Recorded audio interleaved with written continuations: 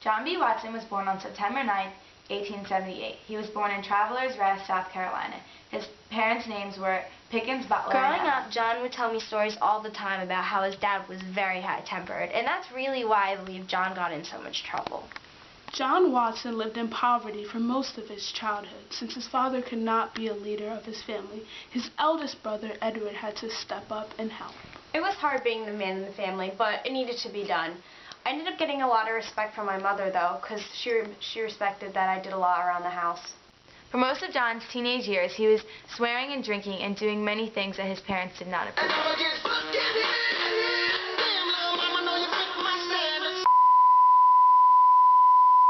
John always wanted to stand out. He always had something to say.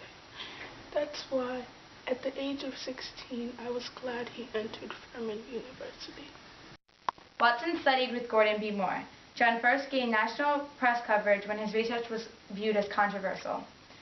Although he was professional, statements showed that he retained some of his combative character. While in Chicago, Watson did many of the following things to keep him out of trouble. He waited tables, helped out psychologists in other departments, and cared for white rats. While in Chicago, he also worked with a handful of scientists. John was a great student and eager to learn. He studied with me as well as Donaldson and Loeb. We worked great together because we were both experimental scientists and mechanicistic materialists. Yeah, I definitely agree. After studying with him for a little while, I realized he was really interested in physiology and neurology, so I think that's why he got his PhD in 1903. Watson studied with Gordon B. Moore. John first gained national press coverage when his research was viewed as controversial. Although he was professional, statements showed that he retained some of his combative character. While in Chicago, Watson did other things to keep himself out of trouble. Some of these things included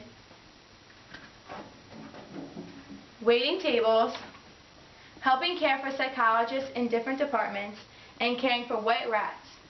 While in Chicago, he also worked with a handful of scientists. He stayed in Chicago as an assistant in a psychology department for a year and then advanced to an instructor. On December 26, 1903, he was secretly married to Mary Hicks.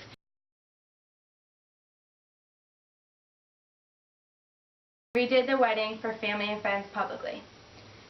Soon Watson settled down in Chicago and studied a different way of interpreting psychology. He coined the term behaviorism. His focused observations were on living things. He believed that in order for psychology to be considered a true science, it needed to have a substance that could be measured quantitatively. John abandoned the theory of consciousness altogether and focused more on behavior directly. This is more on what people say and do. I worked very closely with John because we were both behavioralists and believed in the same ideas. It was an honor working with John because he was and still is the father of behavioralism. Our hard work and dedication dominated the field of psychology. A lot of psychologists looked up to Watson. In 1907, he was named professor of comparative and experimental psychology at Johns Hopkins University.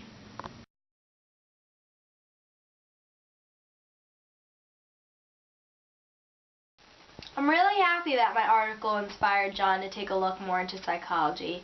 In my article, I talked about control over human beings as a goal of psychology and rejected the introspective techniques that were used in a lot of investigations in the human mental functioning processes. John and I used to talk all the time about how he thought psychology should be based more on observations, but I thought that was crazy.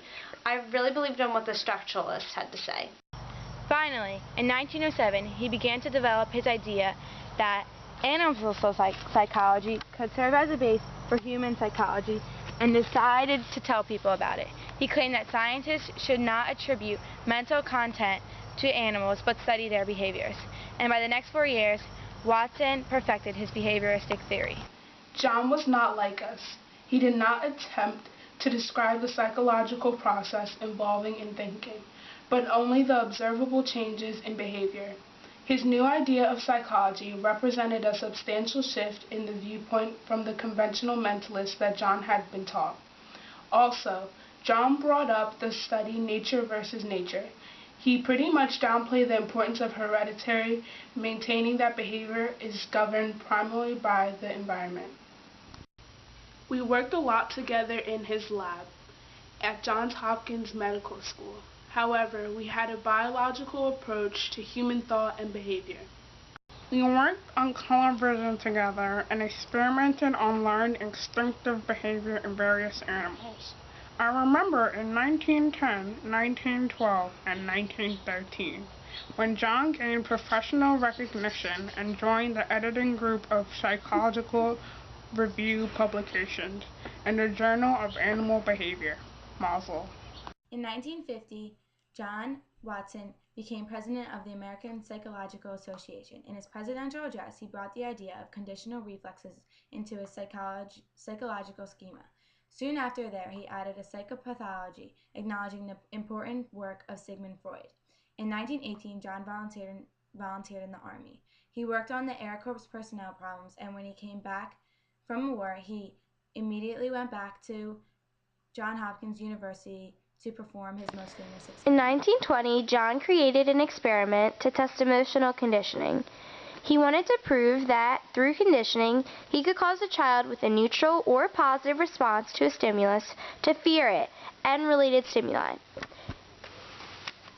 In this experiment, he used a child and showed him a white rat, a rabbit, a dog,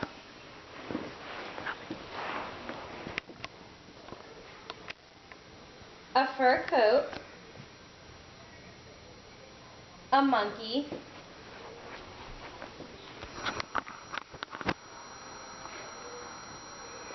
and masks with and without hair.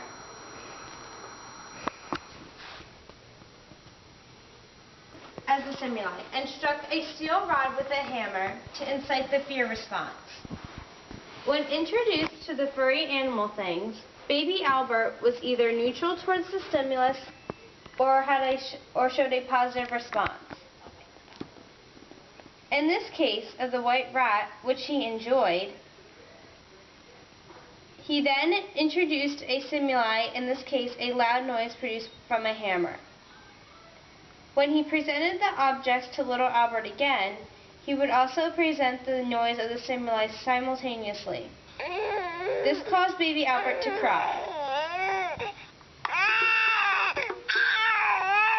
And after repetitions of stimuli being presented, it caused the baby Albert to dislike the objects even if the noise isn't being made. He directly associated the object's looks with its sounds, even if the object never actually produced the sound itself.